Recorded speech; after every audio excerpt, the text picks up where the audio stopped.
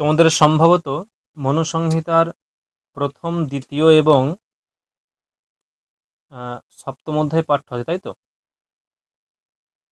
হ্যাঁ প্রথম, স্যার। দ্বিতীয় এবং সপ্তম পাঠ্য আছে না?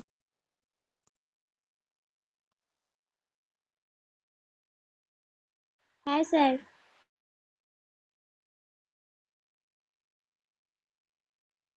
মনুসংহিতার প্রথম, দ্বিতীয় এবং সপ্তম পাঠ্য আছে। এখন আমরা সেই মনুসংহিতা বিষয়ে পড়ব, এবং এখানে যে প্রত্যেকটা এমন নয় যে একবারে ধরে ধরে প্রত্যেকটা শ্লোক ধরে ধরে, এমন নয়। আমাদের যেগুলো প্রয়োজন সেগুলো আমরা পড়ে বেরিয়ে যাব, ঠিক আছে? তার সঙ্গে মার্ক করে দেব।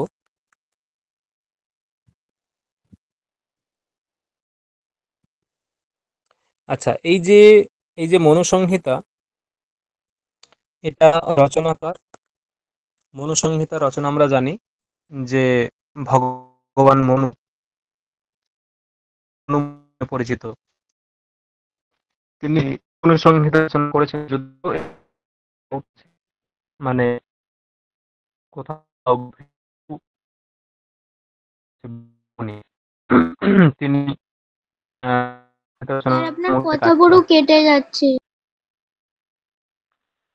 আচ্ছা, এখন এখন শোনা এখন যাচ্ছে না ঠিক কেটে আছে, যাচ্ছে এবার এখন? শুনতে পাচ্ছি। তাহলে কি বললাম, যে এই মনুসংহিতার রচয়িতা মনু, কিন্তু কোনো কোনো ক্ষেত্রে ভৃগু মুনি তিনি রচনা করেছেন, এরকমও কোথাও কোথাও পাওয়া যায়। হুম, এরকমও কোথাও কোথাও পাওয়া যায়, কিন্তু অবশেষে সর্বসম্মত সিদ্ধান্ত যে মনুই রচনা করেছেন এই মনুসংহিতা। এই মনুসংহিতা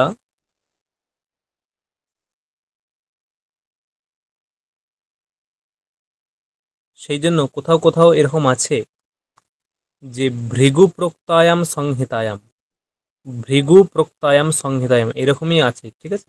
যে মনুসংহিতা বিষয়ে বলতে গিয়ে বলা হয়েছে ভৃগু প্রক্তায়াম সংহিতায়াম। এই মনুসংহিতাতে মোট 12টা অধ্যায় আছে। মনুসংহিতায় মোট 12টা অধ্যায়, ঠিক আছে? তাহলে কি হলো,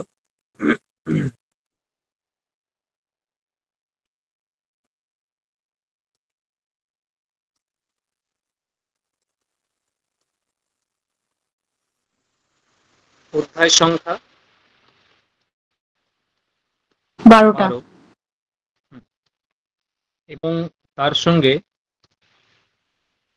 এগুলো যদি একটু দেখি যে প্রতিপাদ্য বিষয় কি কি, মানে প্রতিটা অধ্যায়ের প্রতিপাদ্য বিষয়।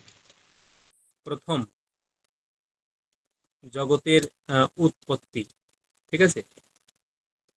দ্বিতীয় হচ্ছে সংস্কার বিধি।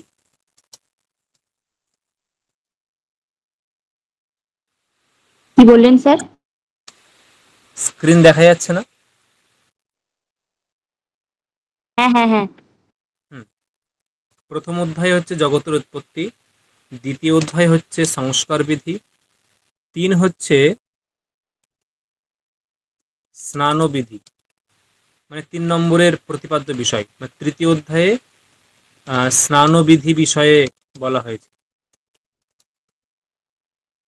4 হচ্ছে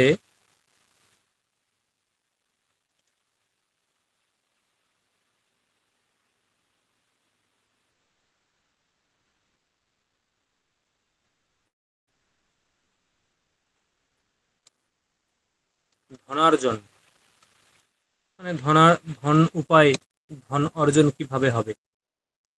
5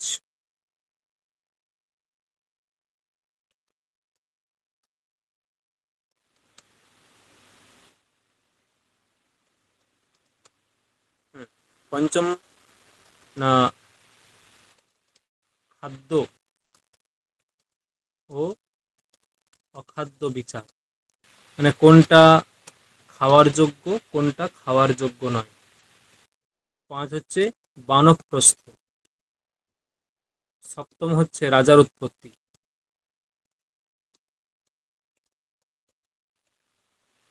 উৎপত্তি বা সৃষ্টি। অষ্টম হলো ঋণদান, ঋণদান। নবম, নবমের প্রতিপাদ্য বিষয় স্ত্রী ও পুরুষের আচরণীয় ধর্ম। দশম হচ্ছে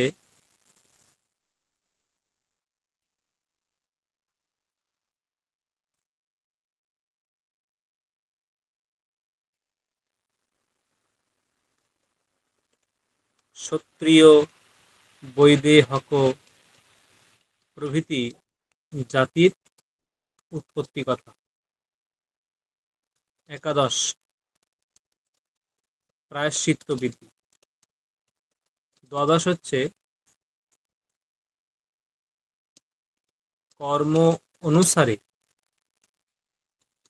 জাতি নিরূপণ, কর্ম অনুসারে জাতি নিরূপণ।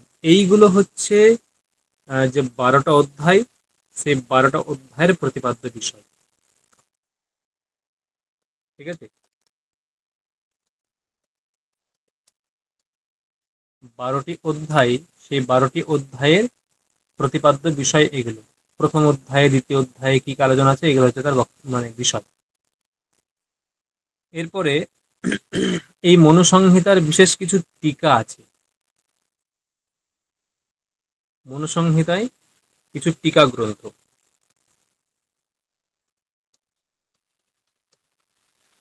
কিরকম, এর বেশ কিছু টিকা আছে। যেমন যদি এরকম একটা পয়েন্ট করা যায় যে টিকা, টিকাকার।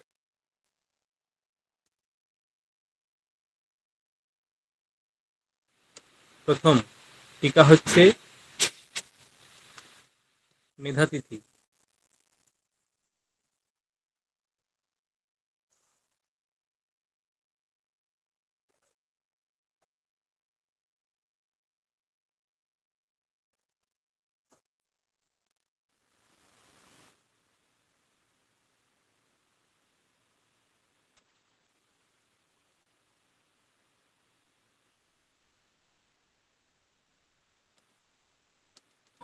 স্যার আপনার কথা শুনতে পাচ্ছি না। আমি কিছু বলছি না তো। মেধাতিথি টিকাকার, আর টিকা হচ্ছে মনুভাষ্য। দুই হচ্ছে টিকা হচ্ছে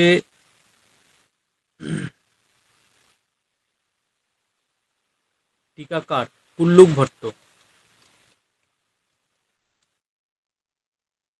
টিকার নাম হচ্ছে মনোবর্থ মুক্তাবলী। 3 ধরণীধর, এর টিকার নাম হচ্ছে কামধেনু। 4 রাঘবানন্দ, এর টিকা হচ্ছে মনোবর্থ চন্দ্রিকা। 5 সর্বজ্ঞ নারায়ণ, এর টিকা হচ্ছে মনোবর্থ বিবৃতি। 6 গোবিন্দরাজ, টিকা হচ্ছে মন্বাকায়ানু সারিণী। এই হচ্ছে মনুসংহিতার টিকা এবং টিকাকার। এইগুলো হচ্ছে মনুসংহিতার টিকা এবং টিকাকার। ঠিক আছে, অতএব এগুলো জানতে হবে। এরপর দেখো যা পড়লাম আমরা, কি পড়লাম, যে মনুসংহিতার রচয়িতা মনু। সেই মনুসংহিতায় 12টা অধ্যায় আছে। 12টা অধ্যায়, সেই 12টা অধ্যায়ের প্রতিপাদ্য বিষয় আমরা জানলাম, যে প্রতিপাদ্য বিষয় কি কি, অধ্যায়গুলোর নাম উল্লেখ করে তার প্রতিপাদ্য বিষয় কি কি সেগুলো জানলাম। এবং তার সঙ্গে জানলাম যে মনুর টিকা কি কি হতে পারে, বা হতে পারে নয়, মনুসংহিতার উপরে কোন আচার্য কি টিকা রচনা করেছেন সেগুলো দেখলাম। ঠিক আছে, এখন দেখো আমরা যেটা পড়ব সেটা হচ্ছে মূল গ্রন্থটা পড়ব। না, মূল গ্রন্থটা যেখানে আমরা প্রশ্ন পাবো সেগুলো আমরা দাগ দিয়ে দেব এবং এগিয়ে যাব।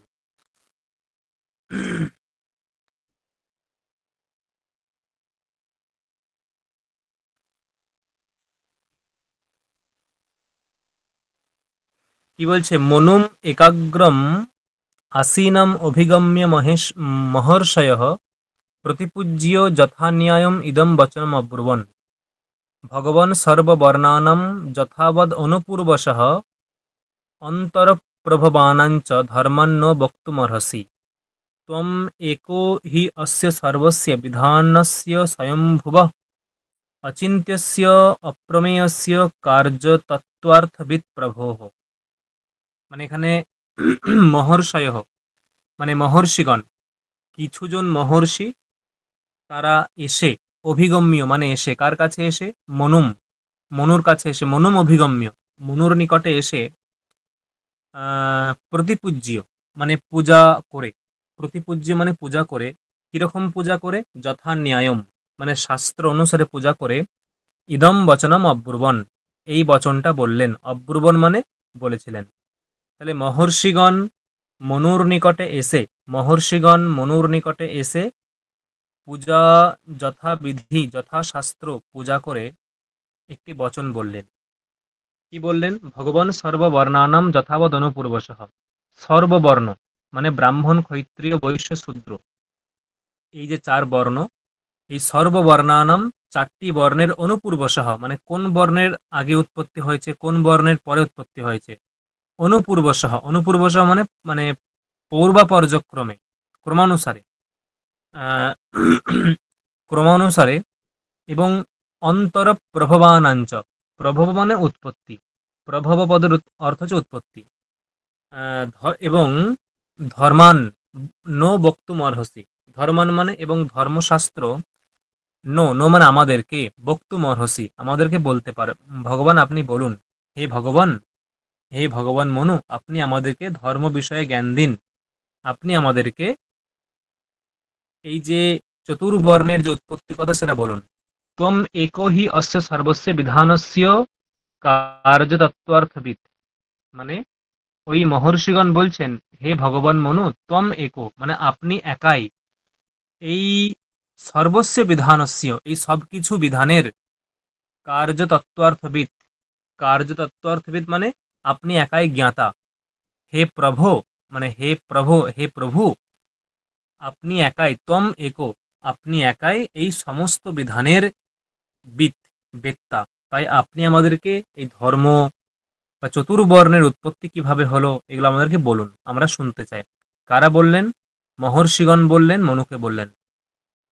সতৈঃ পৃষ্টঃ তথা সম্যক সম্যক সম্যগ অমিতৌ যশা মহাত্মভিঃ প্রত্যুবাচ অর্চ্যতান সর্বান মহর্ষিণ শ্রূয়তামিতি।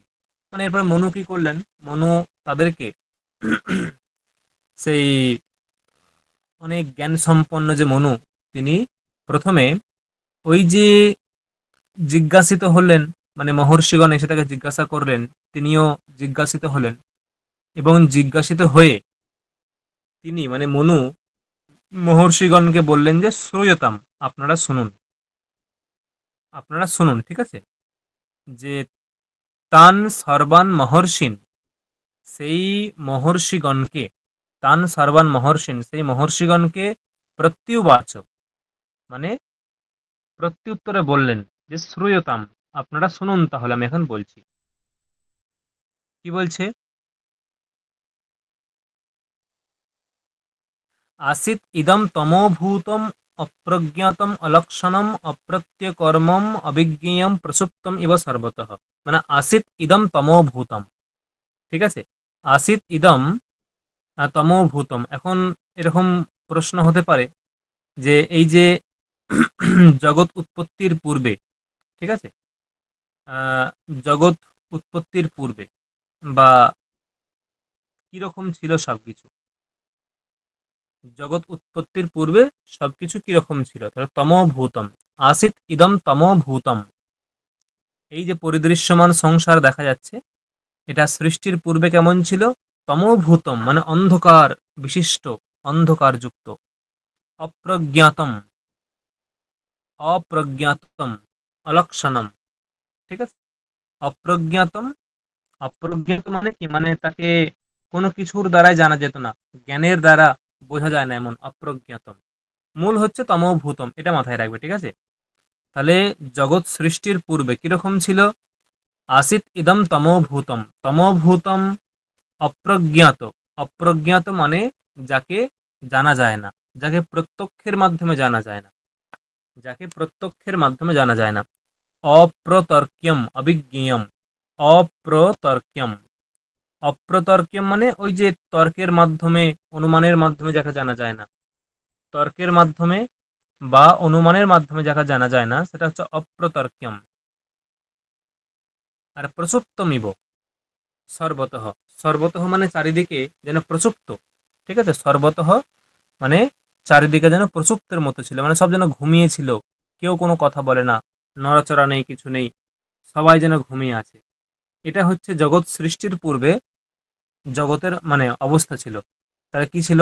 আসিত ইদম তমোভূতম, এই সব কিছু ছিল তমোভূত, অর্থাৎ অন্ধকারযুক্ত, অপ্রজ্ঞাত, প্রত্যক্ষের দ্বারা কোনো কিছুই জানা যায় না, আর অবিজ্ঞেয়, ঠিক আছে। আর প্রচুত্তমিব অর্থাৎ যে ঘুমিয়ে থাকার মতো। পরবর্তী দেখো, ততঃ স্বয়ম্ভুর ভগবান অব্যক্ত ব্যঞ্জয়ত ইদম মহাভূতাদিবৃত্তৌ যাহা প্রাদুঃ আসিত তমোনুদঃ, ঠিক আছে। ততঃ তারপর স্বয়ম্ভুর ভগবান, স্বয়ম্ভু ভগবানকে, ভগবান ব্রহ্মা, ঠিক আছে, পরমাত্মা, ভগবান পরমাত্মা ব্রহ্মা, তিনি প্রাদুঃ আসিত। প্রাদুঃ আসিত মানে প্রাদুর্ভাব ঘটেছিল। মানে তিনি এই যে আহ, ইদম, ইদম মানে ইদম জগৎ, এই জগৎকে তিনি ধীরে ধীরে উৎপন্ন করলেন। ততঃ স্বয়ম্ভুর ভগবান পরমাত্মা, হ্যাঁ, স্বয়ম্ভু মানে ব্রহ্মা ভগবান, তিনি ক্রমানুসারে তমোনুদহ, তমোনুদহ মানে কি? তমোনুদহ মানে হচ্ছে যে তমোনুদহ অর্থাৎ যে আহ, তমোহ মানে অন্ধকার, তমোহ মানে অন্ধকার, আহ, আর নুদহ, নুদহ মানে বিনাশ করা। মানে এখানে কি বলবো, যে ওই জগতের অন্ধকার দশাকে বিনাশ করে আস্তে আস্তে জগৎ উৎপত্তি করলো, এটা গেল। এইগুলো তেমন প্রশ্ন নয়। ইয়ো অসৌ অতীন্দ্রিয় অগ্রাহ্য সূক্ষ্ম অব্যক্ত সনাতন সর্বভূতময় অচিন্ত্য স এব স্বয়ং উদ্বহু, লাগবে না এগুলো, ঠিক আছে। এখন সো অভিধায় শরীরাৎ স্বাৎ শিশ্রিক্ষুর বিবিধা প্রজাহ অপ এব সসর জাদো তাসু বীজম অবাসজত। দেখো, একটা প্রশ্ন হতে পারে এখানে। স, স মানে সেই পরমাত্মা, সেই পরমাত্মা স্বাৎ শরীরাৎ, স্বাৎ শরীরাৎ মানে নিজের শরীর থেকে, বিবিধাহ প্রজাহ শিশ্রিক্ষুঃ মানে নিজের শরীর থেকে বিভিন্ন রকম প্রজা সৃষ্টি করতে চাইলেন। স, স মানে সেই ভগবান ব্রহ্মা পরমাত্মা, স্বাৎ শরীরাৎ মানে নিজের শরীর থেকে বিবিধাহ প্রজাহ শিশ্রিক্ষুঃ, শিশ্রিক্ষুঃ মানে সৃষ্টি করতে চাইলেন, তিনি নিজের শরীর থেকে বিভিন্ন প্রজা সৃষ্টি করতে চাইলেন। এবং প্রজা মানে মানুষ, প্রজা মানে মানুষ, এবং অ্যাটলিস্ট প্রথমে কি সৃষ্টি করলেন? অপহ এব সসর যাদৌ, তাহলে প্রথম সৃষ্টি করেছিলেন অপহ মানে জল, প্রথম কি সৃষ্টি করলেন? জল। অপহ এব সসর যাদব, মনে রাখবে, ঠিক আছে, জল প্রথম সৃষ্টি করেছিলেন। পরবর্তী তৎ অন্ডম, তৎ অন্ডম অভবৎ হৈমম সহস্রাংশু সমপ্রভম তস্মিং যজ্ঞে স্বয়ং ব্রহ্মা সর্বলোক পিতামহ। তৎ অন্ডম, আচ্ছা, তার আগে কিছু আছে এখানে।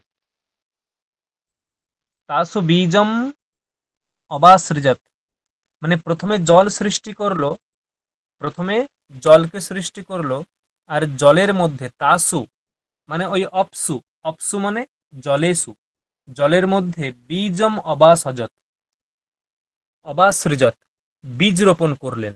ওই জলের মধ্যে শক্তিরূপ বীজ, বীজটাকে এখানে মানে কি ওই যে রেতো, পুরুষানাম বীর্যম, ঠিক আছে, রেতঃ, সেই বীজম অবাসৃজত মানে বীজ রোপণ করলেন।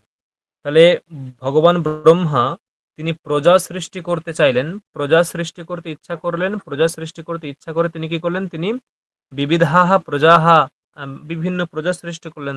প্রজা সৃষ্টি করার পরে তিনি সৃষ্টি করতে চাইলেন, ইচ্ছা করে তিনি অপহ এব সসর যাদব, তিনি প্রথম জল সৃষ্টি করলেন এবং জলের মধ্যে তিনি বীজ রোপণ করলেন। বীজ বলতে এখানে ডিম্ব। তৎ অন্ডম অভবৎ হৈমম, সেই যে ডিমটা কি হয়ে গেছিল, হৈম মানে সোনা, ডিম মানে ওই যে বীজ, ওই বীজগুলো সোনা হয়ে গেল।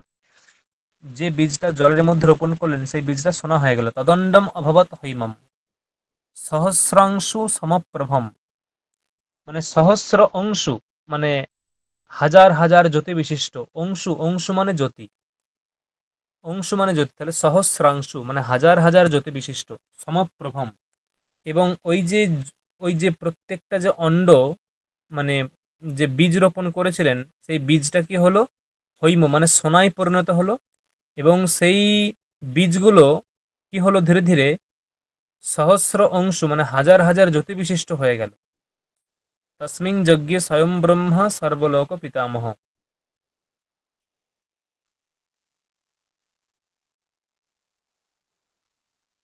তসমিন, তসমিন মানে ওই, ওই যে বীজের মধ্যে, ওই বীজের মধ্যে বা ওই ডিমের মধ্যে, বীজের মধ্যে বা ডিমের মধ্যে কি করলেন, স্বয়ং, স্বয়ং ব্রহ্মা যজ্ঞে, স্বয়ং ব্রহ্মা মানে ব্রহ্মা নিজেই, যিনি সর্বলোক পিতামহ, যিনি সমস্ত লোকের পিতামহ, ব্রহ্মা ওই যজ্ঞে মানে ওই যজ্ঞে মানে সেখানে সৃষ্টি হয়েছিল, জন্মগ্রহণ করেছিল, ঠিক আছে। মানে ব্রহ্মা ছিলেন কি রূপে, পরমাত্মা রূপে ছিলেন, পরমাত্মা রূপে ছিলেন।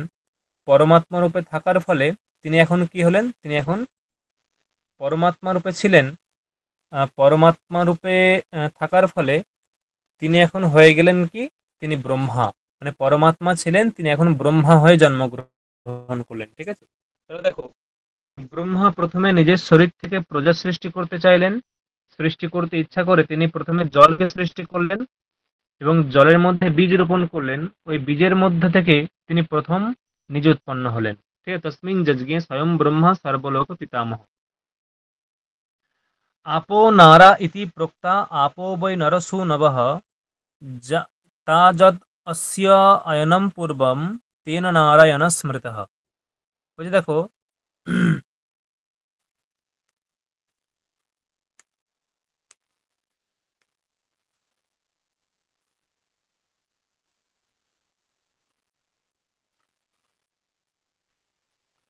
ওই যে পরমাত্মা তিনি হচ্ছেন, পরমাত্মা তিনি হচ্ছেন নরস্বরূপ, নর মানে পুরুষের স্বরূপ, নর, আর ওই নর থেকে মানে পরমাত্মারূপ যে নর মানে ব্রহ্মা, পরমাত্মারূপ যে নর, সেখান থেকে প্রথম জল সৃষ্টি হলো। তাহলে নরস্য অপত্যম পুমান, নরস্য অপত্যম পুমান নারা, মানে জলকে নারা বলা হয়। কেন বলা হয়, নর হচ্ছে ভগবান ব্রহ্মা, পরমাত্মা, তার পুত্র, তাহলে নরের পুত্র নারা, নরের পুত্র বা পুত্রী, এখানে আপহ মানে জল, পুত্রী, তাহলে নরস্য পুত্রাহা ইজগল টু নারা, তাহলে আপো নারা ইতি প্রোক্ত, মানে তাই জলকে নারা বলা হয়, আপো নারা ইতি প্রোক্ত, জলকে নারা বলা হয়। আপো বৈ নরসু নবঃ, এবং এই যে জল,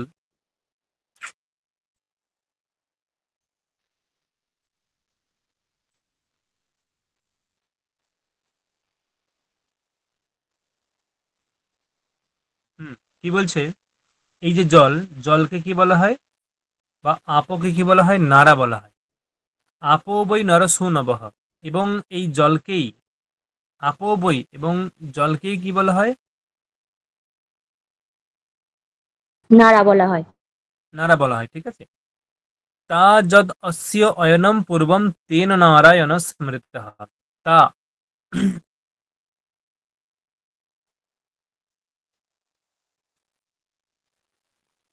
এবং এটা ভাবো যে এই যে পরমাত্মা, তিনি জন্মগ্রহণের সময় তিনি প্রথম কাকে আশ্রয় করলেন? মানে পরমাত্মা তো প্রথমে ব্রহ্মরূপে জন্ম নিলেন। পরমাত্মা প্রথমে ব্রহ্মরূপে জন্ম নিলেন। সেই ব্রহ্মরূপে জন্ম নেওয়ার সময় তিনি প্রথম কাকে আশ্রয় করলেন? জলকে না? হ্যাঁ। কারণ জলই জলই হচ্ছে ব্রহ্মার প্রথম আশ্রয়স্থল, মানে ওই পরমাত্মার প্রথম আশ্রয়স্থল। সেজন্য জল হচ্ছে নারা। আর সেই নারা মানে জল, আশ্রয়স্থল প্রথম যার, মানে ভগবান ব্রহ্মা। সেই জন্য ভগবান ব্রহ্মার অপর নাম নারায়ণ। ভগবান ব্রহ্মার অপর নাম নারায়ণ। তাহা যদ অস্য অয়নম পূর্বম। অস্য অয়নম মানে, অস্য বলতে ওই যে অস্য, তাহা যদ, তাহা, তাহা মানে ওই যে জল, জল বা অপ, তাহা যদ অস্য অয়নম মানে ওই তাহা মানে ওই জল, অস্য মানে এই ভগবান ব্রহ্মার পরমাত্মার, অস্য অয়নম, অয়নম মানে আশ্রয়স্থল, পূর্বম প্রথম আশ্রয়স্থল কোনটা? না জল। জল, পরমাত্মার, ঠিক আছে। সেই জন্য পরমাত্মা বা ব্রহ্মাকে নারায়ণ বলা হয়। সেই জন্য নারায়ণ হচ্ছে অপর নাম। যত্তৎ কারণম অব্যক্তম নিত্যম সদসৎমকম তদ্বিসৃষ্ট স পুরুষ লোকে ব্রহ্মেতি কীর্ত্যতে। লাগবে না। তস্মিন্নণ্ডে স ভগবান উষিত্ব পরিবৎসরম স্বয়ং এব আত্মনো ধ্যানাৎ তদণ্ডম অকরদ্বিধা।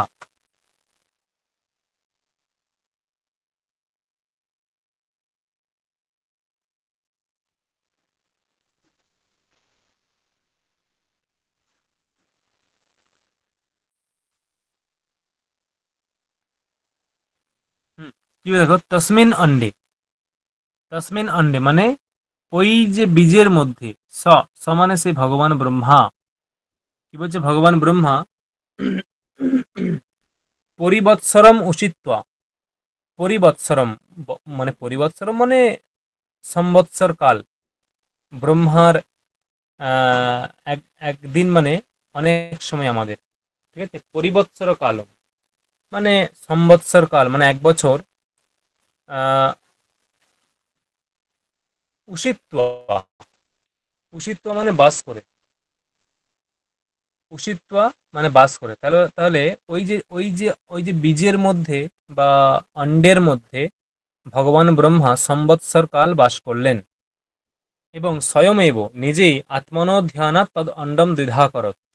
এবং নিজেই, ঠিক আছে, নিজেই ধ্যান করে ওই অন্ডকে দুভাগে ভাগ করলেন। স্বয়মেব আত্মনো ধ্যানাৎ, নিজেই ধ্যানের মাধ্যমে তদ অন্ডম অকরত দ্বিধা, সেই অন্ডকে দুভাগে ভাগ করেছিল। আভ্যাম স সকলাভ্যাম চ দিবম ভূমিম চ নির্মমে মধ্যে ব্যোমো দিশশ্চাষ্টাও স্থানঞ্চ শাশ্বতম। কি বলছে? তাভ্যাম স সকলাভ্যাম, সকল মানে কি? সকল মানে খণ্ড। তাভ্যাম চ সকলাভ্যাম দিবম ভূমিম চ নির্মমে মানে ওই যে অন্ডকে, মানে ডিমের যে দুটো ভাগ, সেই ডিমের দুটো ভাগ হয়ে গেল, দুটো ভাগ হয়ে গেল। তাই বলছে তাভ্যাম চ সকলাভ্যাম, সকল মানে খণ্ড, মানে ওই যে দুই প্রকার ডিমের ভাগ দিয়ে, ডিমের খণ্ড দিয়ে কি করলেন? দিবম ভূমিম চ নির্মমে, দিব, দিব মানে স্বর্গ, এবং ভূমি,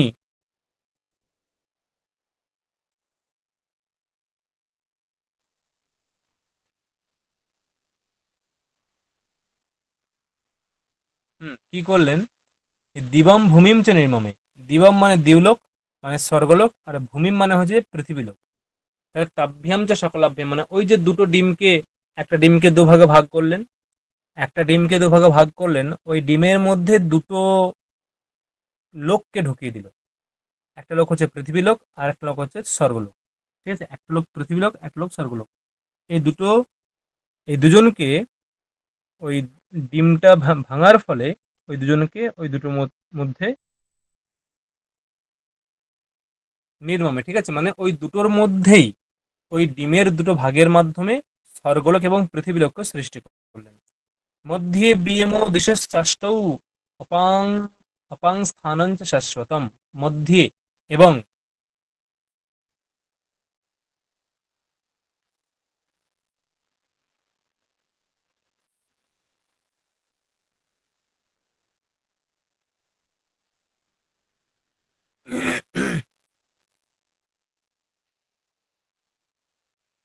এখানে কি বলছে যে মধ্যে মধ্যে বিএমও দিশশ্চাষ্টৌ অপাং স্থানঞ্চ শাশ্বতম, এগুলো তেমন কিছু নেই। ঠিক আছে, দেখো, ঊর্ধ্ব উদ উদ উদ্ববর্হাত্মনশ্চৈব মনঃ সদাত্মকম মনসশ্চাপ্য অঙ্ক অভিমন্তারমীশ্বরম। দরকার নেই এগুলো, যেগুলো লাগবে, মহান্তম এব চাত্মানম সর্বাণি ত্রিগুণানি চ বিষয়ানাম গ্রহিত্রীনি শনৈঃ পঞ্চেন্দ্রিয়ানি চ।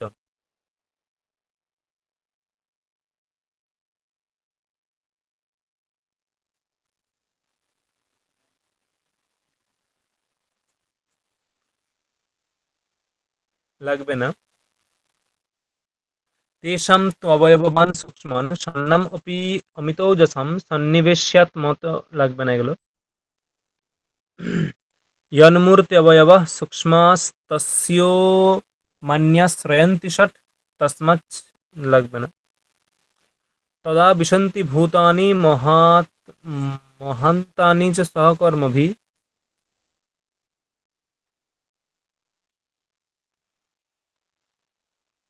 मनसश्चै मनश्चावयवैः सूक्ष्मैः सर्वभूत, এগুলো কিছু লাগবে না। তেষাম ইদম সু সপ্তানাম পুরুষানাম মহৌজসাম সূক্ষ্মাভ্য মূর্তিমাত্রাভ্য সম্ভবত্যব্যয়াদ অব্যয়ম, কিছু লাগবে না এগুলো।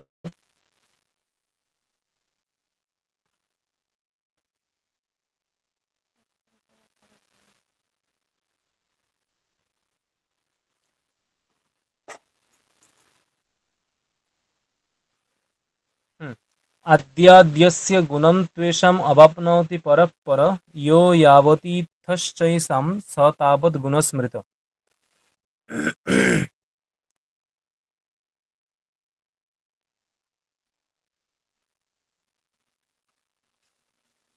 মানে হচ্ছে, দেখো, এইখানে একটা ক্রম দিয়েছে। কি ক্রম? না, ক্রমটা হচ্ছে শব্দ, স্পর্শ, রূপ, রস এবং গন্ধ। শব্দ, স্পর্শ, রূপ, রস, গন্ধ। মানে প্রথম হচ্ছে শব্দ, প্রথম হলো শব্দ। শব্দ, শব্দ স্পর্শ, যখন এই স্পর্শ উৎপন্ন হলো তখন ওই স্পর্শের মধ্যে ওই স্পর্শের মধ্যে শব্দেরও গুণ থাকে।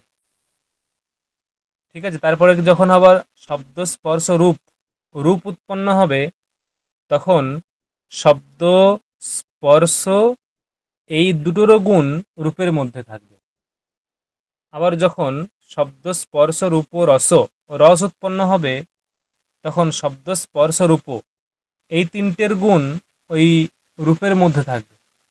শব্দ, স্পর্শ, রূপ, রস এই রসের মধ্যে থাকবে। শব্দ, স্পর্শ, রূপ এই তিনটের গুণ রসের মধ্যে থাকবে। আর শব্দ, স্পর্শ, রূপ, রস, গন্ধ, যখন গন্ধ উৎপন্ন হবে তখন গন্ধের মধ্যে শব্দ, স্পর্শ, রূপ, রস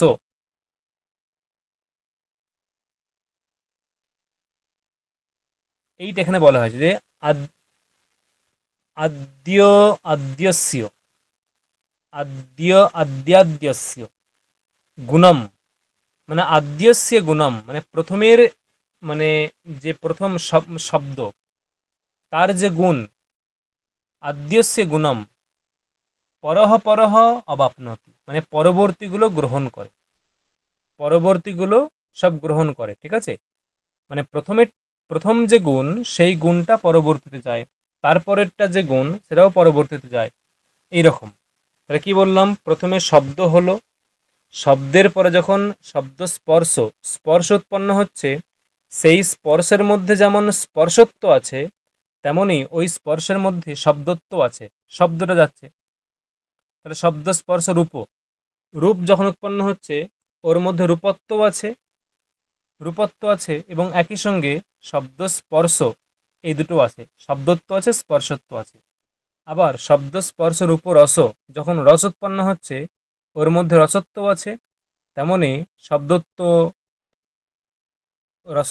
শব্দত্ব, রসত্ব, রূপত্ব, গন্ধত্ব, এগুলো সবই আছে।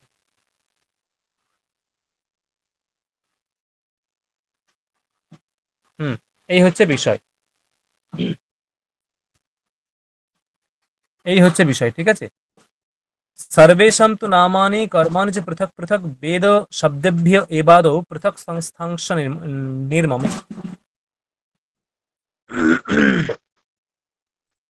এখানে সর্বেশাম তো নামানি কর্মাণি চ পৃথক পৃথক, মানে সর্বেশাম মানে প্রথমে সৃষ্টি হলো, ধরো প্রথমে সৃষ্টি হলো যে প্রাণী ইত্যাদি সব সৃষ্টি করেছে, এবং এখানে এই যে যেগুলো সব উৎপন্ন হচ্ছে, ঠিক আছে, যেগুলো সব উৎপন্ন হচ্ছে সেই উৎপন্ন দ্রব্যগুলোর নাম এবং তাদের কর্ম এবারে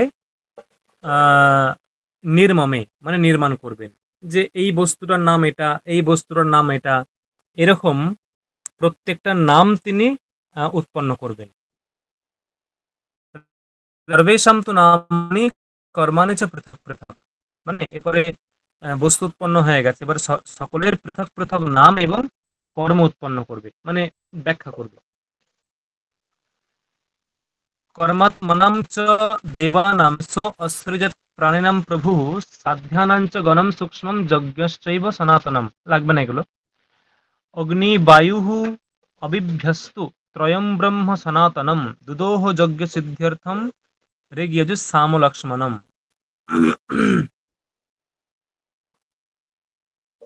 দেখো এইখানে কিন্তু প্রশ্ন আছে, বলছে ব্রহ্ম মানে সেই ভগবান ব্রহ্মা, তিনি কি করলেন, দুদোহ মানে দহন করেছিলেন, দুদোহ মানে দহন করেছিলেন। কি দহন করেছিলেন না, কেন, না কেন দহন করেছিলেন, যজ্ঞ সিদ্ধ্যর্থম মানে যজ্ঞ সিদ্ধির জন্য, যজ্ঞ সম্পাদনার জন্য। তাহলে ব্রহ্মা যজ্ঞ সিদ্ধ্যর্থম যজ্ঞ সম্পাদনার জন্য দুদোহ মানে দহন করেছিলেন। কি, কাকে দহন করেছিলেন, অগ্নি বায়ু, অগ্নি বায়ু এবং অবিভ্য মানে সূর্য, অবিভ্য মানে সূর্য, এই তিনটে দেবতাকে দহন করেছিলেন। অগ্নি বায়ু এবং অবিভ্য মানে সূর্য, এই তিনটি দেবতাকে উনি দহন করেছিলেন, এবং দহন করার পরে সেখান থেকে পেলেন কি, সেখান থেকে পাচ্ছেন অগ্নির থেকে ঋগ্বেদ, অগ্নির থেকে ঋগ্বেদ, বায়ুর থেকে যজুর্বেদ, আর সূর্যের থেকে সামবেদ, এই তিনটে কিন্তু পাচ্ছেন। তাহলে দেখো ব্রহ্মা যজ্ঞ সিদ্ধ্যর্থম যজ্ঞ সিদ্ধির জন্য অগ্নি বায়ু এবং সূর্যকে দহন করছেন, এবং দহন করার ফলে কি পাচ্ছে, দহন করার ফলে কিছু একটা বস্তু পাওয়া যায়, কি পাচ্ছে, ঋক ঋগ্বেদ, যজুর্বেদ, সামবেদ। অগ্নির থেকে ঋগ্বেদ, বায়ুর থেকে যজুর্বেদ এবং সূর্যের থেকে সামবেদ, এই তিনটে তিনি পেলেন। তার মানে কি, ঋগ্বেদের উৎপত্তি কোথা থেকে, ঋগ্বেদের উৎপত্তি অগ্নি থেকে, ঋগ্বেদের উৎপত্তি অগ্নি থেকে, যজুর্বেদের উৎপত্তি বায়ু থেকে, সামবেদের উৎপত্তি অবিভ্য মানে সূর্য থেকে। এগুলো মাথায় রাখতে হবে, ঠিক আছে। কালম কাল বিভক্তিশ্চ নক্ষত্রাণি গ্রহং তথা সরিত সাগরান শৈলেন সমানি বিষমানি চ, এবং তিনি এই সব কিছু উৎপন্ন করলেন। কাল, কাল ও বিভক্তি মানে কালের বিভাগ, নক্ষত্র, গ্রহ, সরিত মানে হচ্ছে যে নদী, সাগর মানে সমুদ্র, শৈল মানে পর্বত, সমানি বিষমানি চ, এরকম তিনি সমানি মানে সমভূমি, আর বিষমানি মানে বিষমভূমি মানে পর্বত অঞ্চল, বিষমানি পর্বত অঞ্চল, সমানি সমভূমি, তিনি এরকম সবকিছুই উৎপন্ন করলেন। তপোবাচং রতিং চৈব কামঞ্চ ক্রোধমেব চ সৃষ্টিম সসর্জ চৈবেমম স্রষ্টুম ইচ্ছন্নিমাহ প্রজাহ। ঠিক আছে?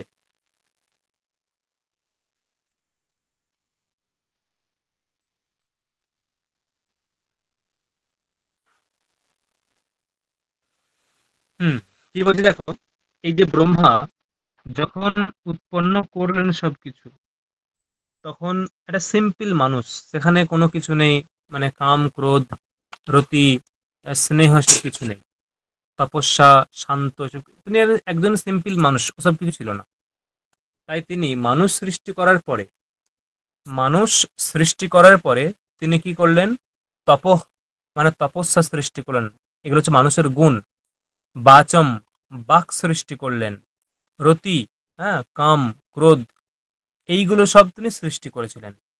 মানে এই প্রজা সৃষ্টির পরে, এই প্রজা সৃষ্টির ইচ্ছাতে বা প্রজাগণকে সৃষ্টি করার ইচ্ছাতে তিনি তপস্যা, বাক, রতি, কাম, ক্রোধ, এইগুলো তিনি সব সৃষ্টি করলেন। হুম, পরবর্তী দেখো যে কর্মণাঞ্চ বিবেকার্থম ধর্মাধর্ম ব্যবেচয়ত দ্বন্দ্বৈঃ অজয়ত চেমাহ সুখ দুঃখ, লাগবে না এগুলো। অনবীয় মাত্রা বিনাশিন্য দশার্ধানাম তু ইয়া স্মৃতাঃ তাভির সার্ধমিদম সর্বম সম্ভবত্যনুপূর্বশঃ। হুম, ইয়ম তু কর্মণি যস্মিন ইয়ম ইয়ম তু কর্মণি যস্মিন স নিয়যুঙ্ক্ত প্রথমম প্রভু স তদেব স্বয়ং ভেজে সৃজ্যমানঃ পুনঃ পুনঃ, কিচ্ছু লাগবে না।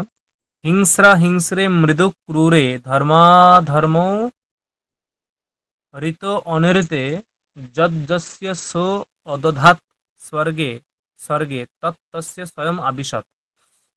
মানে এখানে কি বলছে যে ওই যে ভগবান ব্রহ্মা পরমাত্মা তিনি প্রাণী সৃষ্টি করলেন, সেই প্রাণীগণের মধ্যে কার মধ্যে কিরকম, সেই প্রাণীগণের মধ্যে কার মধ্যে কিরকম গুণ লাগবে, বলছে তিনি সেই গুণগুলো উৎপন্ন করছেন। কি গুণ?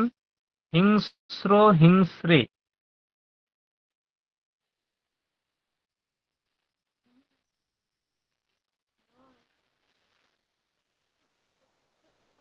হিংস্রা হিংস্রে মৃদু ক্রূরে, ঠিক আছে, তিনি এই গুণগুলো উৎপন্ন করছেন। না কি গুণ? হিংস্র, অহিংস্র, মৃদু, ক্রূর মানে অত্যন্ত ক্রুদ্ধ, ধর্ম, অধর্ম, ঋত, ঋত মানে সত্য, এবং অনির্ত মানে মিথ্যা, এই গুণগুলোও তিনি উৎপন্ন করেছিলেন। ফলে যে যেরকম প্রকৃতির, তার মধ্যে এই গুণগুলো অনুপ্রবেশ ঘটে গেল। তিনি শুধু সৃষ্টি করে দিলেন যে হ্যাঁ হিংস্র বলে একটা গুণ আছে, অহিংস্র বলে গুণ আছে, মৃদু বলে গুণ আছে, ক্রূর বলে গুণ আছে, ধর্ম অধর্ম এবং ঋত এবং অনৃত, সত্য এবং মিথ্যা, এই গুণগুলোও এখানে আছে। অতএব এই গুণগুলো উৎপন্ন করার পরে ওই যে উৎপন্ন যে প্রজা, তারা যে যেমন প্রকৃতির, তার মধ্যে এগুলো সব ইনক্লুড হয়ে গেল, মানে ঢুকে গেল, প্রবিষ্ট হয়ে গেল। যথা ঋতু লিঙ্গ অনির্তবঃ স্বয়মেব অপতুর্যবে স্বানে স্বানে অভিপদ্যন্তে তথা কর্মাণি দেহিনঃ লোকানাং তু বৃদ্ধ্যর্থম মুখবাহুরূপাদতঃ ব্রাহ্মণং ক্ষত্রিয়ং বৈশ্যং শূদ্রং চ নিবর্তয়েৎ। দেখো এখানেও প্রশ্ন আছে, বলছে যে লোকানাম তু বৃদ্ধ্যর্থম, লোকানাম বৃদ্ধ্যর্থম অর্থাৎ যে এই যে পৃথিবীতে যে সমস্ত লোকেরা আছে, হুম, পৃথিবীতে যে সমস্ত লোকেরা আছে, সেই লোকেদের বৃদ্ধির জন্য, লোকেদের বৃদ্ধির জন্য কি হয়েছে না, বৃদ্ধির জন্য বলছে ব্রাহ্মণম ক্ষত্রিয়ম বৈশ্যম শূদ্রম, ব্রাহ্মণ ক্ষত্রিয়, বৈশ্য, শূদ্র এদেরকে উৎপন্ন করলেন। এখন ব্রাহ্মণ, ক্ষত্রিয়, বৈশ্য, শূদ্র এদেরকে কোথা থেকে উৎপন্ন করছেন? বলছে মুখাত ব্রাহ্মণম, মানে মুখ থেকে ব্রাহ্মণ। ঠিক আছে, মুখ থেকে, মুখাত।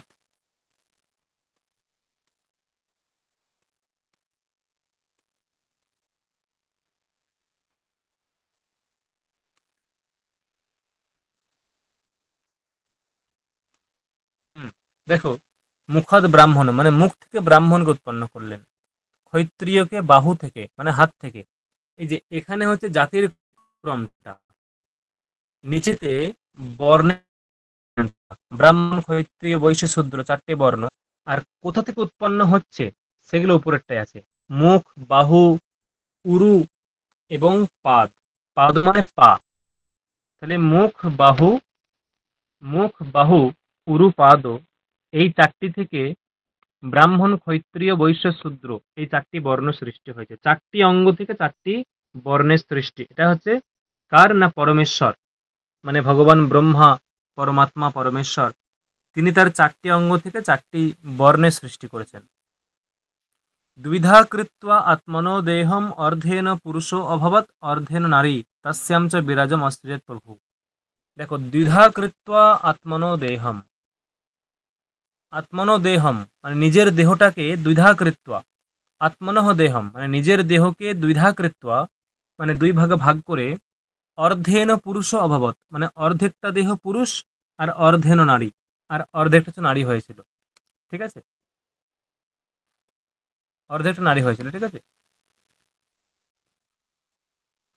তপস্তপ্ত্বা অসৃজৎ জন্তু স স্বয়ং পুরুষো বিরাট তম মম বিত্তাস্য সর্বস্য স্রষ্টারম দ্বিজসত্তমাহ।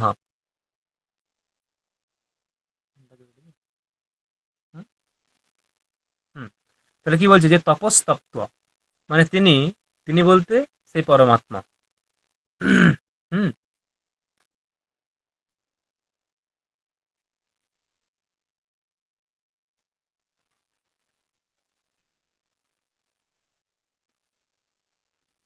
তপস্তপ্ত্বা ইয়ম অসৃজত সতু, সমানে, সমানে সেই, সেই পরমাত্মা, ব্রহ্মা পরমাত্মা।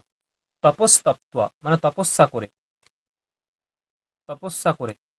ঠিক আছে, তাহলে স মানে সেই পরমাত্মা, সেই পরমাত্মা তপস্তপ্ত মানে তপস্যা করে, ইয়ম অসৃজত যাকে সৃষ্টি করলেন, হ্যাঁ সেই বিরাট পুরুষ, সেই বিরাট পুরুষ মানে পরমাত্মা, পরমেশ্বর, ব্রহ্মা। তপস্তপ্ত তপস্যার মাধ্যমে ইয়ম অসৃজত যাকে সৃষ্টি করলেন, স স্বয়ং মানে সেটা হচ্ছে তিনি নিজেই, তিনি হলেন মানে ওই মনু, তাকেই সৃষ্টি করেছিলেন, মনুকেই সৃষ্টি করেছিলেন। ঠিক আছে, তম্মাম বিত্ত, তম মাম বিত্ত মানে যে ইয়ম, ইয়ম অসৃজত যাকে সৃষ্টি করেছিলেন, তম মাম বিত্ত সেই ব্যক্তিকে তুমি আমাকে বোঝো। মানে ভগবান ব্রহ্মা যাকে সৃষ্টি করেছেন,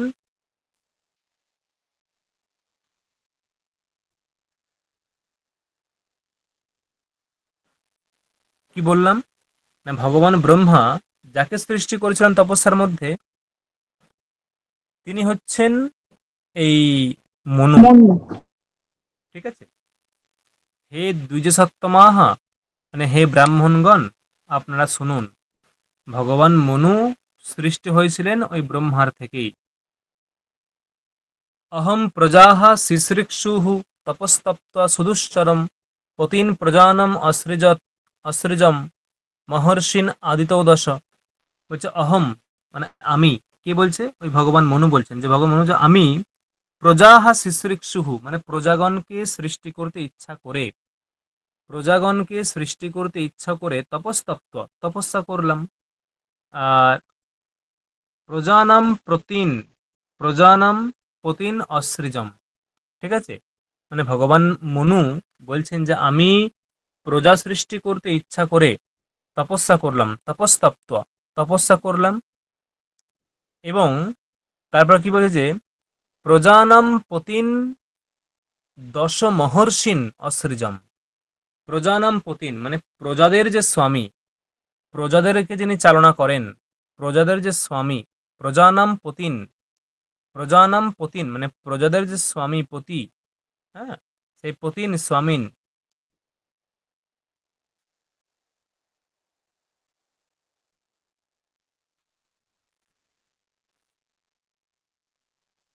কি বলে দেখো, যে ওই ভগবান মনু প্রজা সৃষ্টি করতে ইচ্ছা করে তিনি কি করলেন, তিনি 10 জন মহর্ষিকে সৃষ্টি করলেন। প্রজানাম, এই যে অহম প্রজাহা শিশ্রিক্ষুঃ, আমি প্রজাগণকে সৃষ্টি করতে ইচ্ছা করে তপস্যা করে প্রজানাম পতিন, প্রজানাম পতিন, 10 মানে 10টা মহর্ষিগণকে অসৃজম মানে সৃষ্টি করেছিলেন। সেই 10 জন মহর্ষি কে কে এখানে লিস্ট দিচ্ছে। মরিচিম, অত্রি, অঙ্গিরস।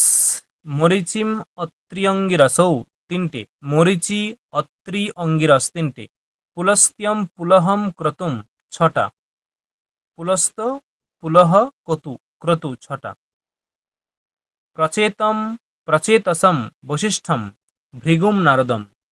প্রচেতস, বশিষ্ঠ, ভৃগু এবং নারদ, এই 10 জন মুনিকে উনি সৃষ্টি করলেন প্রজা সৃষ্টি করার ইচ্ছাতে। তারপরে তিনি ওই 10 জন মহর্ষিকে সৃষ্টি করলেন।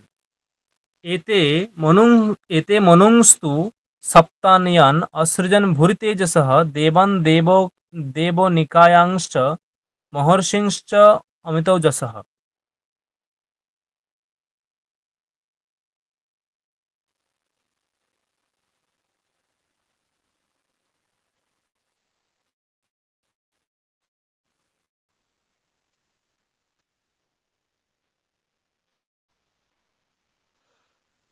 এতে মনুংস্তু সপ্তান ইয়ান অসৃজন ভূরিতেজসঃ।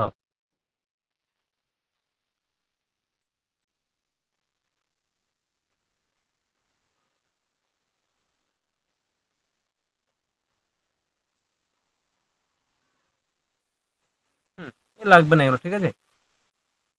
তার বশিষ্ঠ মুনি বলতে সেই যে রামকে যে করেছিল সেই বশিষ্ঠ মুনির কথা বলছে নাকি? হুম, বশিষ্ঠ তো একদমই আছে।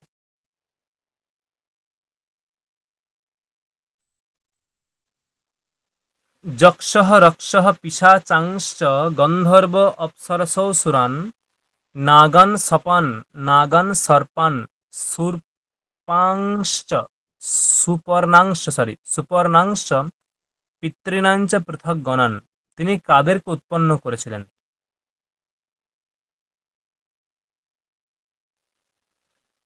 তারা কাদেরকে উৎপন্ন করেছিলেন?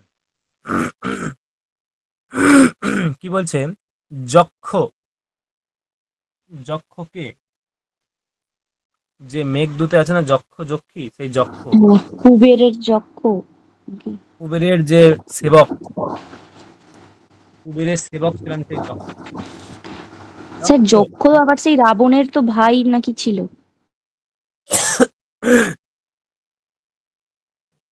রাবণের ভাই না তো, কুম্ভকর্ণ, বিভীষণ, ওরা তো রাক্ষস। হ্যাঁ, কিন্তু এই ভালো গুণটা থাকার জন্য ও দেবতাদের সঙ্গে এ করতো আর এরা সব রাক্ষস। আচ্ছা, তাহলে কি হলো? যক্ষ তিনি কি কি সৃষ্টি করলেন? মানে ওই যে মনু, তিনি কি কি সৃষ্টি করলেন? যক্ষ, রাক্ষস, পিশাচ, ভূতগণ, গন্ধর্ব যারা নাচ গান করে, অপ্সরা,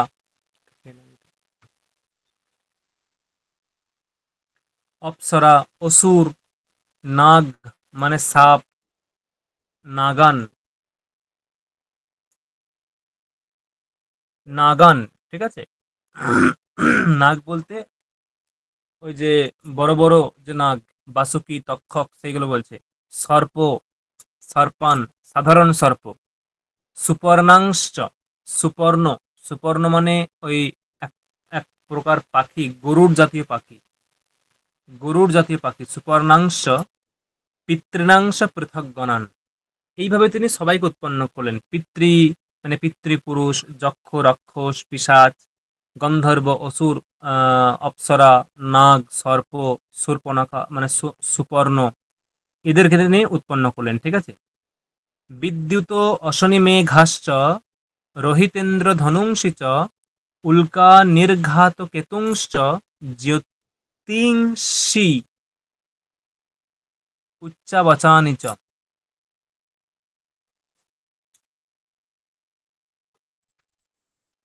এবং বাকিরা মানে মনু বাদ দিয়ে বাকিরা কি করছে দেখো, বাকিরা এইগুলো সৃষ্টি করছে।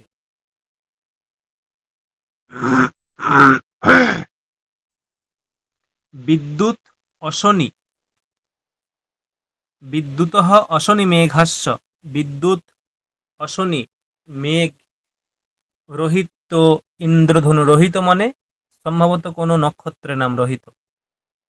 ঠিক আছে। ইন্দ্রধনু, উল্কা, নির্ঘাত, কেতু, জ্যোতিষী, এইগুলো সব উনি ওনারা সৃষ্টি করছিলেন। কিন্নরান বানরান মৎস্যান বিবিধাংশ বিহঙ্গমান পশুন মৃগান মনুষ্যাংশ বাল্যাংশ উভয়তো দতঃ। মানে এইগুলো উৎপন্ন করেছেন কিন্নর, মানে যারা কিন্নর মানে কি, এই যে হিজড়ে তো, হ্যাঁ, হিজড়ে হিজড়ে কিন্নার মানে। উভয় লিঙ্গ বিশিষ্ট। ঠিক আছে।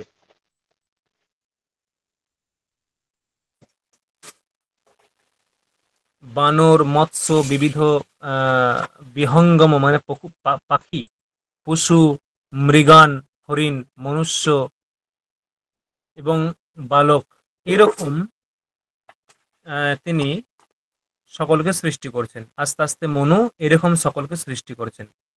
এবং এতৈহি ইদম সর্বম মন্যোগন মহাত্মভি যথাকর্ম তপো যোগৎ সৃষ্টম স্থাবর জঙ্গমম। বলছে এইভাবে যথাকর্ম তপোযোগৎ সৃষ্টম স্থাবর জঙ্গমম, মানে এইভাবে উনি মানে যে পশুর জাতিতে পশুদেরকে, পাখিদের জাতিতে পাখিদেরকে, মনুষ্য জাতিতে মানুষদেরকে, হ্যাঁ, সর্প জাতিতে সর্পদেরকে, ভূত জাতিতে ভূতদেরকে, এইরকম তিনি সকলকে একের পর এক সৃষ্টি করতে থাকলেন। येषां तु यादृशं কর্ম ভূতানাম ইহ কীর্তিতম তৎতথা ইহ অভিধাস্যামি ক্রমযোগঞ্চ জন্মনি। লাগবে না এগুলো। পশবশ্চ মৃগাশ্চৈব লাগবে না। অন্ডজাহ, এই যে এই একটা আছে, অন্ডজাহ পক্ষিণঃ সর্পা নক্রা মৎস্যাশ্চ কচ্ছপাः ইয়ানি চৈবম প্রকারাণি স্থলজানি উদকানি চ। স্বেদজম মানে এখানে বক্তব্য যে ডিম থেকে কারা কারা উৎপন্ন হয়। অন্ড, অন্ড মানে ডিম। ঠিক আছে। ডিম থেকে কি ধরনের প্রাণীর উৎপন্ন হয় নাম দেওয়া আছে। অন্ডজা পাখিরা, সর্পরা, নক্র, নক্র মানে কুমির, মৎস্য মানে মাছ, কচ্ছপ, ইয়ানি চৈবম প্রকারানি স্থলজানি উদকানি চ। সেখানে কিছু কিছু স্থলজ আছে, আবার কিছু কিছু জলজ আছে। তাহলে পাখি, সর্প, নক্র মানে কুমির, কুমির কি ডিম থেকে উৎপন্ন হয়? নক্র, পক্ষী, সর্প, কুমির, মৎস্য এবং কচ্ছপ, এরা সব অন্ডজ অর্থাৎ ডিম থেকে উৎপন্ন হয়। স্বেদজ, স্বেদজ দেখো আমি বলি না যে যোনি 4 প্রকার, মনে হয় কথা প্রসঙ্গে তোমাদেরকে সবাইকে বলেছি হ্যাঁ যোনি হ্যাঁ 4 হ্যাঁ, প্রকার। 4 প্রকার বলেছে, মনুষ্যজনী, দেবজনী। হুম। ওই যে অন্ডজ বেদ ওটা মানে চলে স্যার, গেল। বেদ মানে স্যার ঘাম বলেছিলেন না, ঘাম থেকে ওই যারা কীট পতঙ্গ গুলো উৎপন্ন হয়। হ্যাঁ, ওই যে অন্ডজ ওটা চলে গেল তির্যক জনিতে, অন্ডজ চলে গেল তির্যক জনিতে। ঠিক আছে। স্বেদজ কি কি দেখো, স্বেদজ মশকম ইউকা মক্ষিক মৎপুনম উষ্মনশ্চোপজায়ন্তে চান্যত কিঞ্চিত ঈদৃশম। মানে স্বেদজম দংশ, দংশ মানে হচ্ছে ডাঁশ। ডাঁশ তোমরা দেখেছো কখনো? যাদের বাড়িতে গরু আছে, মোষ আছে, তারা দেখবে মানে মাছির থেকে বড় বড়। গরুর পায়ে যদি ওরা বসে, ওরা রক্ত বের করে দেবে। মানে 2-4টে বসলে যেখানটায় বসবে ওই পা থেকে রক্ত ঝরবে, মানে ওরা এত রক্ত খায়। ডাঁশ বলে, মানে মাছির থেকে বড় বড়, বেশ বড়, 3-4টে মাছি নিয়ে একটা ডাঁশ হবে এরম বড় বড়। সেই দংশ, এরা হচ্ছে স্বেদজ, মানে ঘাম থেকে উৎপন্ন হয়। মশকম মানে মশা, ইউকা উকুন, মক্সিকো মাছি, মতকুনম মানে মতকুন মানে কি ওই পোকা টাইপের, মতকুন পোকা, ছাড় পোকা, মতকুন। তাহলে কি হলো, ডাঁশ, মশা, ইউকা মানে ইউকুন, মক্সিকো মানে মাছি, মতকুনম মানে ছাড় পোকা। এইগুলো সব ওই কোথায় উৎপন্ন হয়, স্বেদজ, মানে এদেরকে বলা হয় স্বেদজনী, মানে ঘাম থেকে উৎপন্ন হয় এরা সবাই। উদ্ভিজ্জাः স্থাবরাः সর্বে বীজকাণ্ড প্রহরিণः ঔষধ্যः ফলপাকান্তাः বহুপুষ্পফলোপগাः। উদ্ভিজ্জাः স্থাবরাः সর্বে, মানে সমস্ত উদ্ভিদ, স্থাবর মানে স্থলের মধ্যে উৎপন্ন হয়। উদ্ভিজ্জাः মানে উদ্ভিদ সমস্তই, সমস্ত উদ্ভিদই স্থাবরাः মানে স্থলের মধ্যে উৎপন্ন হয়। আবার কি বলছে, বীজকাণ্ড প্রহরিণः, কিছু কিছু উদ্ভিদ বীজ থেকে, বীজ কাণ্ড প্রহরিণঃ, আবার কিছু কিছু উদ্ভিদ কাণ্ড থেকে। যেমন এখন দেখবে যে কলমে চারা উৎপন্ন হয় না, কলমে চারা, কলম গাছ উৎপন্ন হয়, পেয়ারা বা আম, ওইগুলো কাণ্ড থেকে উৎপন্ন হয়। ঠিক আছে, এরকম আছে। আবার দেখবে যে ধরো আহ অনেক বড় অশ্বত্থ গাছ, অশ্বত্থ গাছের তো অনেক বড় ডালপালা হয়, যখন অনেক বড় হয়ে যায় ওই গাছের উপর থেকে অন্য কিছু গাছ হয়ে যায় মাঝে মাঝে। এইরকম বলছে বীজ ও কাণ্ড প্রারোহিণা, মানে কিছু কিছু উদ্ভিদ যেগুলো যেগুলো বীজ থেকে উৎপন্ন হয়। ঠিক আছে, কিছু কিছু উদ্ভিদ,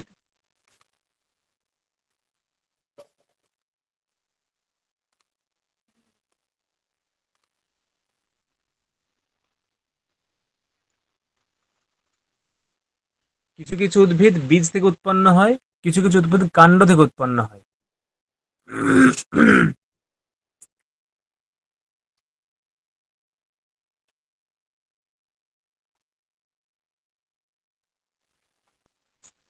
হুম,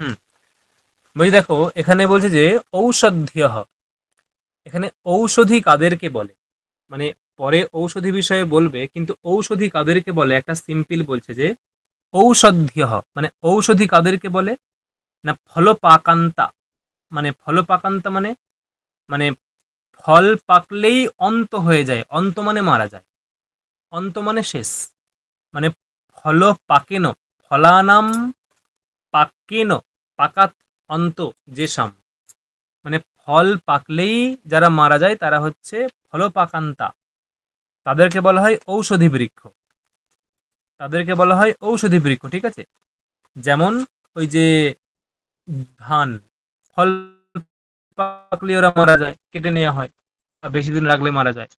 জব, গম ইত্যাদি সবাই ফলপাকান্তাः। ঠিক আছে, তাহলে উদ্ভিজ্জাः স্থাবরাः সর্বে বীজকাণ্ড প্ররোহিণः ঔষধ্যः ফলপাকান্তাः বহুপুষ্প ফলোপগাः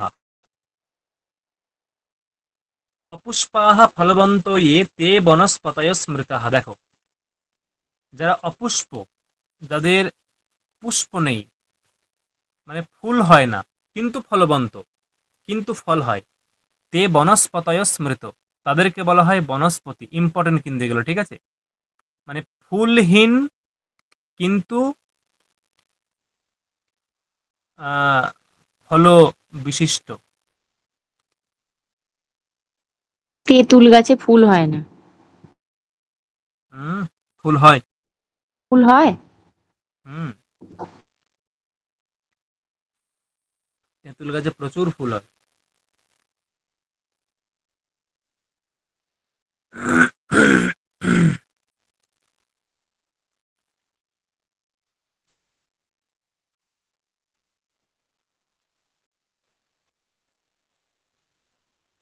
এমন কি আছে যেগুলোকে বলে যে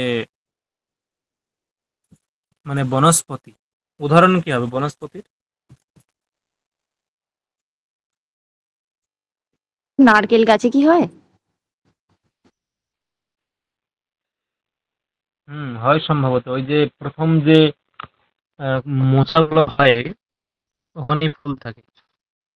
স্যার, ডুমুর গাছে তো ফুল হয় না শুনেছিলাম। হ্যাঁ হয়, ডুমুরের ফুল মানে খুব চোখে দেখা যায়, ওটা হয়, কিন্তু সেটা সবাই দেখতে পায় না, এটাই হচ্ছে ব্যাপার। এর ওই উদাহরণ কি? জন্যই সেই কথায় কথায় বলে না, ডুমুরের ফুল হয়ে গেছিস দেখতে পাই না, মানে এমন ভাবে থাকে যে সেটা বোঝা যায় না। ডুমুরের ফুল হয়, গুগলে সার্চ করলে দেখা যাবে।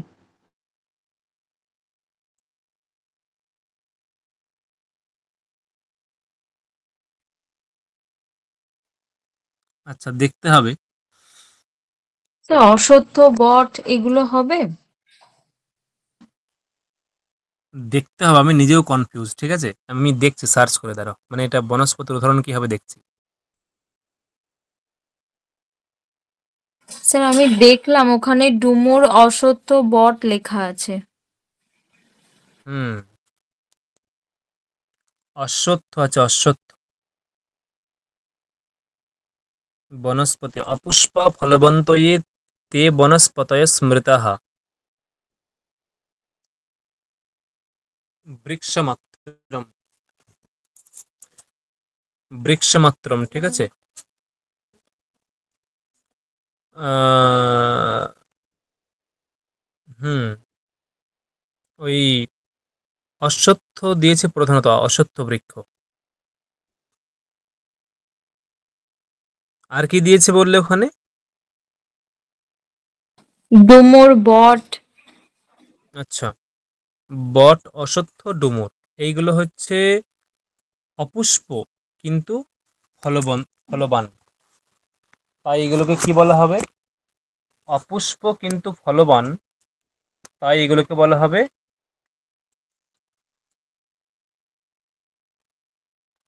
কি? এগুলো কি বলা হয়? বনস্পতি। বনস বনস্পতি। বনস্পতি। পুষ্পিনঃ স্যার ফলিনশ্চৈব ওই বৃক্ষাস্তু উভয়তঃ স্মৃতাঃ। বলো, কি বলছো? ডুমুরের স্যার ফুলগুলো হচ্ছে ফলের ভেতরই থাকে, ওই জন্যই ওটা ওই কথায় বলে ডুমুরের ফুল। আচ্ছা, আচ্ছা।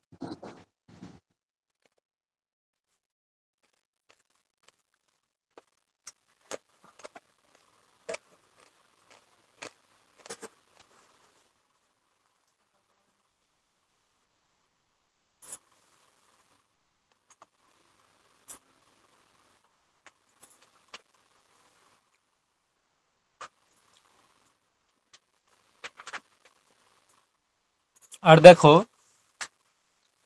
বৃক্ষ কোনগুলোকে বলে, কারণ এগুলো বৃক্ষ না, এগুলো বনস্পতি। বৃক্ষ বলে সেইগুলোই যাদের ফুল হয় আবার ফল হয়, সেইগুলোকে বৃক্ষ বলে। যাদের ফুল হয় আবার ফল হয় সেইগুলোকে বৃক্ষ বলে।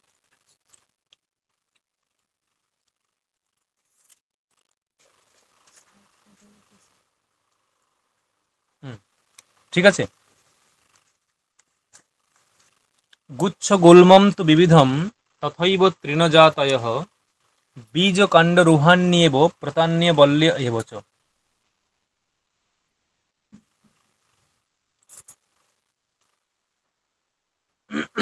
গুচ্ছ কাদেরকে বলে? বীজকাণ্ডরুহান্যেব। বীজকাণ্ড, বীজকাণ্ডরুহান্যেব, অর্থাৎ কি বলছে? যে বীজকাণ্ড রুহান্যেব মানে কাণ্ড, কাণ্ডরুহান্যেব মানে যার কাণ্ড থেকে, যারা মানে বীজ, বীজ মানে কি? বীজ মানে হচ্ছে একবারে মূল অংশ, যেখান থেকে উৎপন্ন হয়। বীজ মানে একবারে মূল অংশ, যেখান থেকে উৎপন্ন হয়। সেই বীজ, সেই সেই বীজ থেকে, বীজ ও কাণ্ড, বীজ থেকে, আর কাণ্ড মানে শাখা, কাণ্ড মানে শাখা, অর্থাৎ বীজ কাণ্ড রুহানি, মানে বীজ থেকেই যার অনেক কাণ্ড জন্মায় এরকম অর্থ। মানে বীজাত কাণ্ডস্য রুহ, রুহ মানে উৎপত্তি, রুহ মানে জন্ম, রুহ মানে উৎপত্তি। তাহলে বীজ থেকেই যাদের কাণ্ড উৎপন্ন হয়, বা রুহ মানে বীজ থেকেই যাদের অনেক কাণ্ড উৎপন্ন হয়, সেইগুলোকে বলা হয় যে মানে কোনো কাণ্ড নেই, কিন্তু আবার কোনো কাণ্ডই নেই, মানে কাণ্ডহীন, কাণ্ডহীন কিন্তু বীজ থেকেই অনেক প্রকারের কাণ্ড উৎপন্ন হয়, সেইগুলোকে বলা হচ্ছে গুচ্ছ, গুচ্ছ গুল্মম। হুম, সেই যেমন মূলো ধরুন বীজ, গাজর ওগুলো নাকি? হুম, এই যে উদাহরণ দিচ্ছে, গুচ্ছ হচ্ছে মল্লিকা, গুচ্ছ হচ্ছে মল্লিকা। মল্লিকা মানে মূলো নাকি? মল্লিকা এর এটা কি ফুল? মল্লিকা একটা ফুল আছে না? হ্যাঁ, মল্লিকা একটা ফুলেরই নাম। হুম, কিন্তু ওই ফুলের কি ইয়ে হয়, মানে অনেক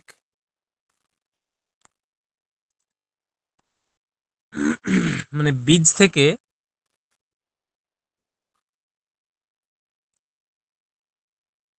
ওই বেল ফুল বলে না, বেল ফুল। আরে মল্লিকা ফুলই হবে, কারণ যদি মূলো হয় ও তো বীজ একটা মাটির নিচে হয়।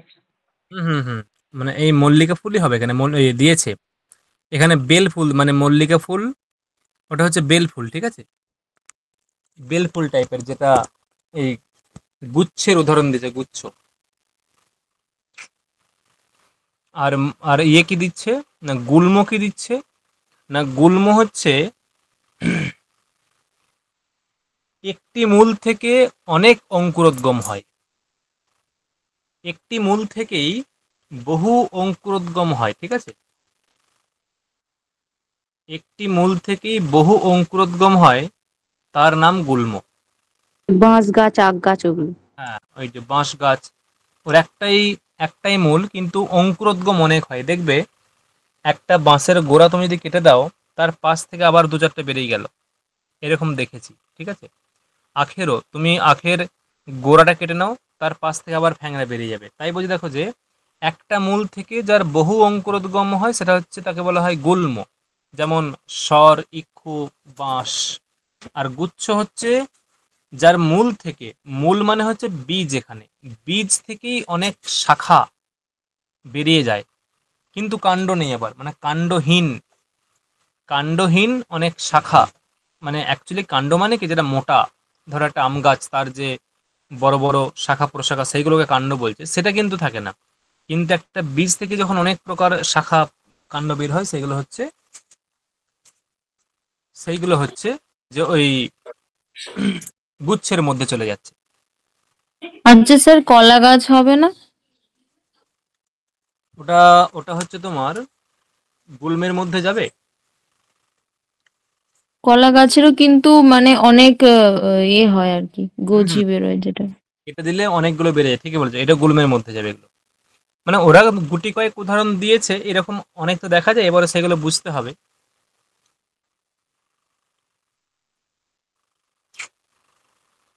তমসা বহুরূপেণ বেষ্টিতা কলা কর্ম। গাছ গুল্ম জাতীয় গাছ? হ্যাঁ, কি কলা বলছো? গাছ তো বলছি কলা গাছ গুল্ম জাতীয় গাছ, এরকম কোনো উদাহরণ এখনো পাইনি। মানে কলা গাছ তো সে নরম কাণ্ডের গাছ বলা হয়। না না, এখানে ওই সুদীপ্তা যে পরিপ্রেক্ষিতে বলল, যে যেহেতু একটাই মূল থেকে যখন অনেকগুলো কাণ্ড বের হয়, একটি মূল থেকে যখন বহু অঙ্কুর উদ্গত হয়, একটি মূল থেকে যখন অনেকগুলো অঙ্কুরোদ্গম হয়, সেটাকে বলা হয় গুল্ম। তাহলে এখানে দেখবে কলা গাছ যখন হয়, তুমি কলা গাছের যে গোড়াটা কেটে দিও, এবার মানে পাশ থেকে আরো দু চারটে বেরিয়ে যাবে, পাশ থেকে আরো দু চারটে বেরিয়ে যাবে। বাঁশ গাছ তুমি তার গোড়াটা কেটে দিও, পাশ থেকে আরো দু চারটে বেরিয়ে যাবে। আখ গাছ ওই রকম, মানে ও ওই দৃষ্টিকোণ থেকে বললো, সেটা নরম নরম কি শক্ত সেটা আলাদা ব্যাপার, কিন্তু ও ওই দৃষ্টিকোণ থেকে বললো। ঠিক আছে। আচ্ছা আচ্ছা, ঠিক আছে, বুঝলাম। হুম।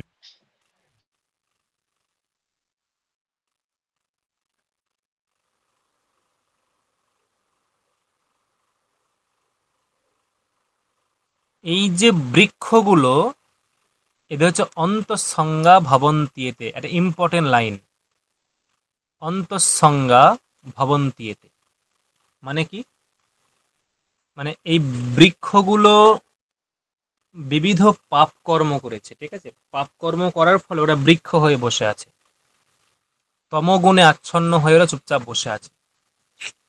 যারা তমগুণ বিশিষ্ট হয় তারা বেশি নড়াচড়া করে না, তারা কর্মে প্রবৃত্ত হয় না, তারা চুপচাপ ঘরে বসে থাকে, বেশি কিছু কাজকর্ম করে না।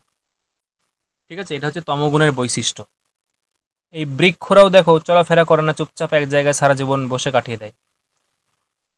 তমসা বহুরূপেণ মানে তমসা আচ্ছন্ন কর্মহেতু না, মানে পাপ কর্মের ফলে তমসা পরিবেষ্টিতা।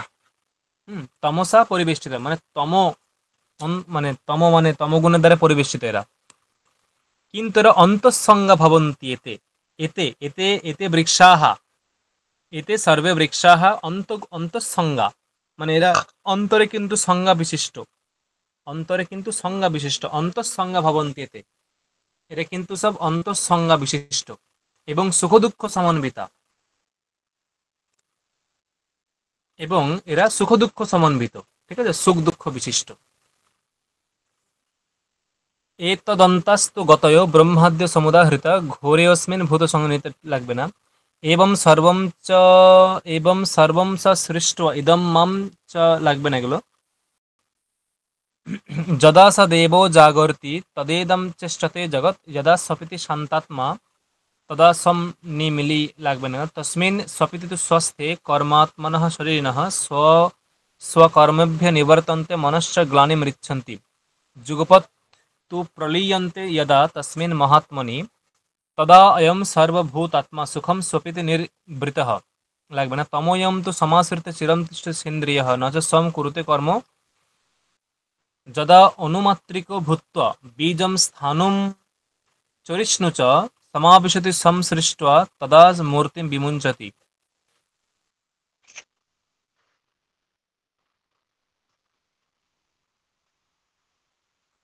ইদম শাস্ত্রম তু কৃত্বাসো মামেব স্বয়মাদিতঃ বিধিবৎ গ্রাহয়ামাস মরিচ্যাদীন সত মুনিন।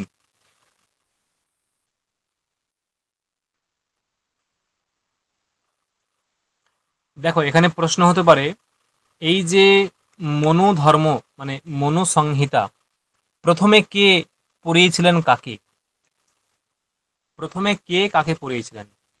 ইদম শাস্ত্রম তু কৃত্বা, এই শাস্ত্রটা কৃত্বা মানে নির্মাণ করে, আদৌ আদিত মানে প্রথমেই, মামেব গ্রাহয়ামাস, মামেব মানে এটা এগুলো সব কিন্তু মনু বলছে, এগুলো সবই কিন্তু মনু বলছে, বুঝে? মামেব মানে আমাকেই, গ্রাহয়ামাস মানে আমাকেই গ্রহণ করিয়েছিলেন, আমাকেই পড়িয়েছিলেন কে? ওই যে ব্রহ্মা। স্বয়ং, স্বয়ং মানে ওই ব্রহ্মা, মানে ব্রহ্মা তিনি মামেব গ্রাহয়ামাস মানে আমাকেই তিনি পড়িয়েছিলেন। আর তারপরে অহম, দেখো অহম, এখানে অহম আছে, অহম মানে আমি পরে মরিচিয়াদিন মুনিন, মানে আমি পরে আবার মরিচ প্রভৃতি মুনিগণকে অধ্যয়ন করেছি, মানে অধ্যয়ন করিয়েছি। মরিচি আদিন, মরিচি যুক্ত আদিন, মরিচিয়াদিন মুনিন অহম গ্রাহয়া মাসে, এরকম হবে। ঠিক আছে, স্যার সেই মানে যে 10 জন মুনির কথা বললেন, ওই তাদেরকে তারপরে সে হ্যাঁ পড়িয়েছে। একদমই তাই, ওই ওই মুনিগণকে পড়িয়েছিলেন। ঠিক আছে।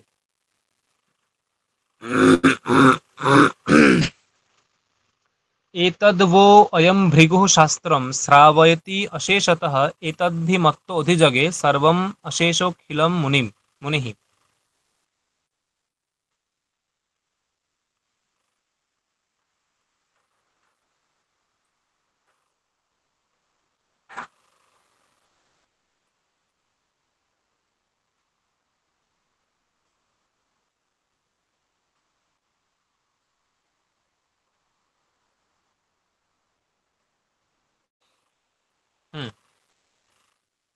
তার মানে যদি প্রশ্ন আসে যে এতদ বয়ম ভৃগুহু, ভৃগুহু মানে ভৃগুমণি, ঠিক আছে, এই শাস্ত্র শ্রাবয়তি অশেষতঃ,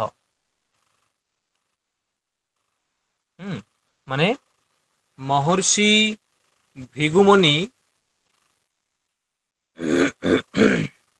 এই শাস্ত্রটা শ্রাবয়তি মানে তোমাদেরকে শোনাবেন, শ্রাবয়তি মানে শোনাবেন, তিনি শুনবেন নয়, মানে মহর্ষি ভৃগুহু শৃণোতি বললে তিনি শুনবেন, আর শ্রাবয়তি মানে তিনি শোনাবেন, অশেষতঃ মানে একবারে প্রথম থেকে শেষ পর্যন্ত।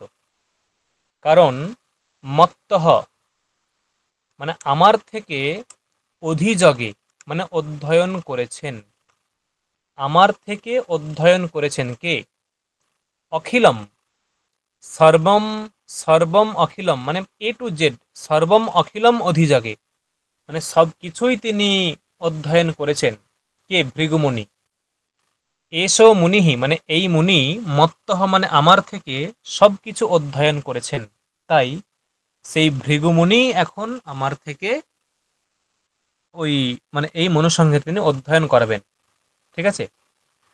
ততস্তথা সা তেনোক্তা মহর্ষির মনুনা ভৃগুঃ তান অব্রবীত ঋষীন সর্বান প্রীতাত্মা শ্রুয়তামিতি।